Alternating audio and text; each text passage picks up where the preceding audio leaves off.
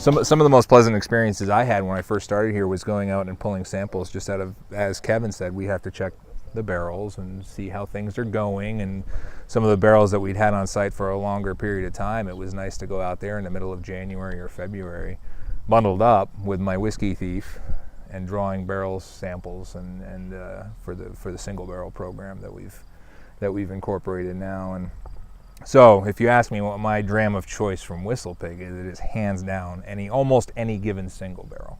Okay. I really prefer a single barrel to any vatted whiskey.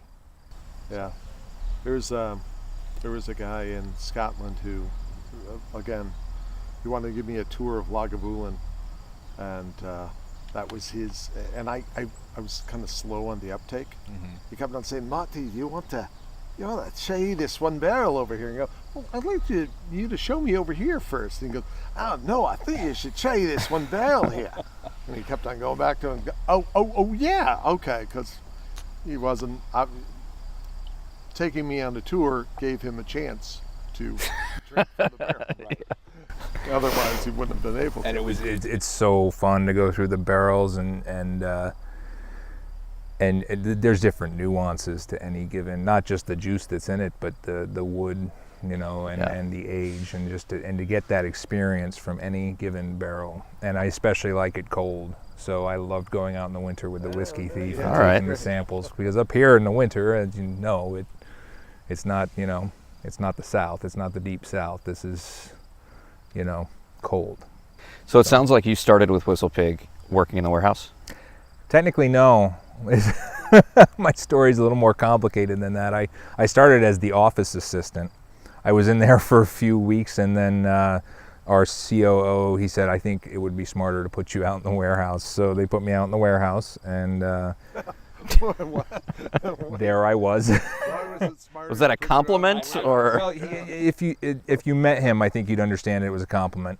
I think he meant that my skill sets were better used out there. Okay. As opposed to you can operate a staple. As opposed to answering the phone and collating paperwork, I think he just felt that my experience and skill sets were better put to work out in the warehouse. Well, Andy, could you describe your position?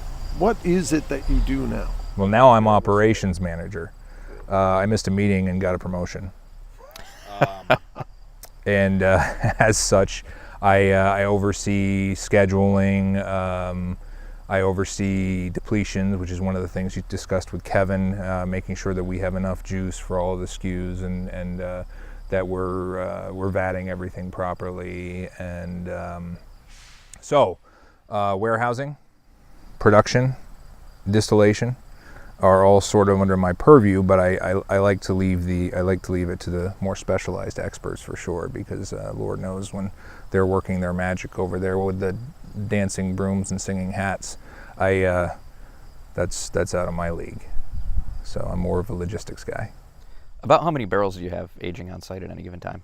On site we have just the single barrel barn right now that holds upward of 1,200 barrels. But it's usually around a static number of 900 or so, incoming and outgoing. We have another site that's also owned by WhistlePig that's only a few miles away that is a much larger former cow barn that we maxed out about 6,000 barrels in at one point. But we've begun evacuating that building because we just broke ground. We just completed the first of a series of warehouses we're building on another site across the lake in New York. Okay. Strictly for warehousing. No distilling, no bottling going on. There's been a lot of confusion about that. Several people have asked me. There's a thing with New York, or the state of Vermont, not allowing you to age more than a certain amount of whiskey here. That's not exclusive to the state of Vermont, but the state of Vermont has tighter restrictions. So, for instance, we can only get about 6,000 in a warehouse. In this area, we go across the lake, and we're allowed 14,000 in a warehouse. Okay. Well, New York State is a lot more liberal as far as distilling and distilleries go, and they're a little more I think most locals would agree it's more business friendly, period. Yeah. So, yeah. Yeah. So I had heard about a little while ago, recently, I guess, the Black Prince winning the award at the San Francisco World Spirits Competition. What was the attitude around here when that news came in?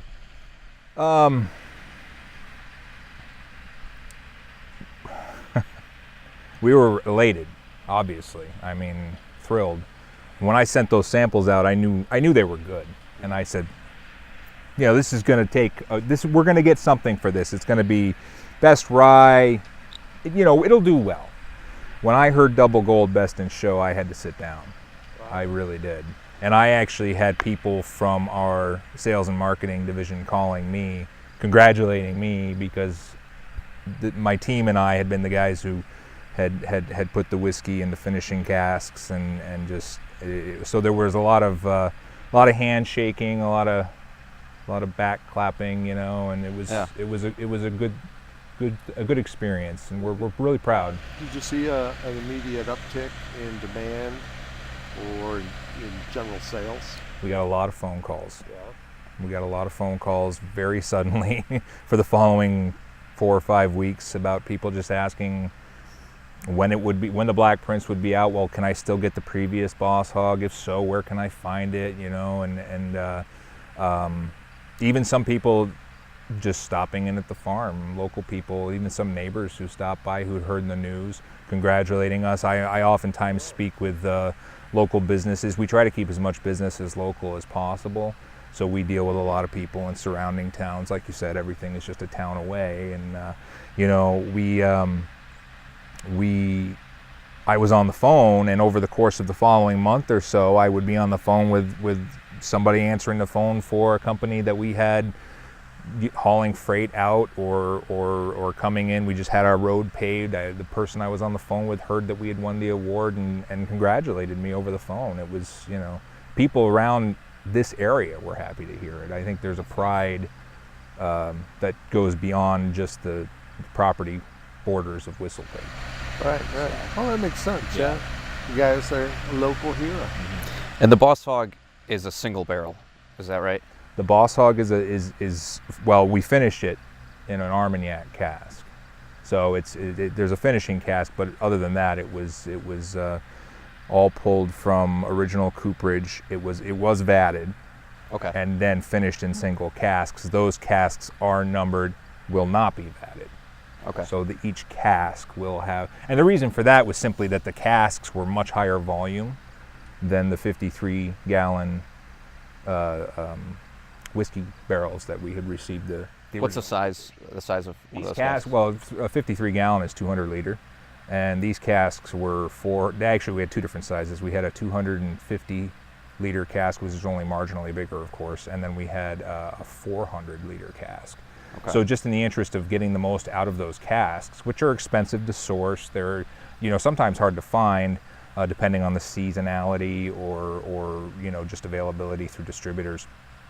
So in the interest of just maximizing the use of those casks that we had put so much effort into sourcing, it was best to fill them up. But the results have been magnificent, so you can't argue with them. Great. So is that something you'd see yourselves repeating? Well, the plan going forward for Boss Hogg is for each Boss Hogg to be unique. And at this point, we're already batting around ideas for the next one without getting too specific. We're talking about wine casks. We're talking about possibly alternate woods. We're talking about different spirit casks and just trying different things. And that's one of the things we do throughout the year before and usually first and second quarter is we do a lot of experimentation. We'll have a single barrel of this and a single barrel of that. And some of the most fun afternoons are when we get to draw samples of those and see what's happening.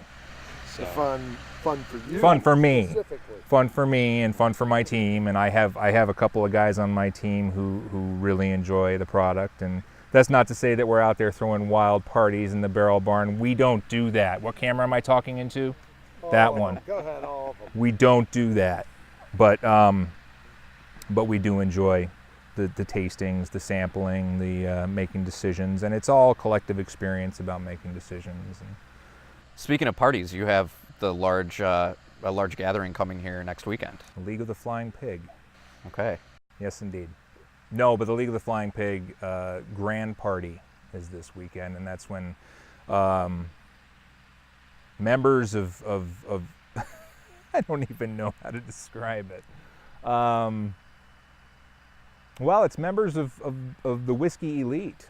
It's owners of whiskey bars and bartenders, and people who have their elbow deep in it, and they all gather here, and they have an informal gathering, and then they actually have a black tie affair on Sunday evening with fireworks and the whole show. It's a good. Sounds great. That showed fireworks, and we were wondering. That's right. It's Yep. an annual thing. It is. And it's all here on the grounds. All here on the grounds.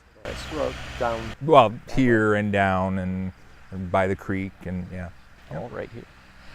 And you bring in all your stewards from around. Most, if not all of them, will be here. Yep. All of our stewards. You are come out there watching the posts. Yeah. But this year, as far as I know, I think all the chickens are coming home to roost. Well, this would be a pretty big year Yes, with it all the is. recent awards and whatnot. It is. Success of the company. Yeah. So we're all pretty excited. We have a lot to celebrate. Great.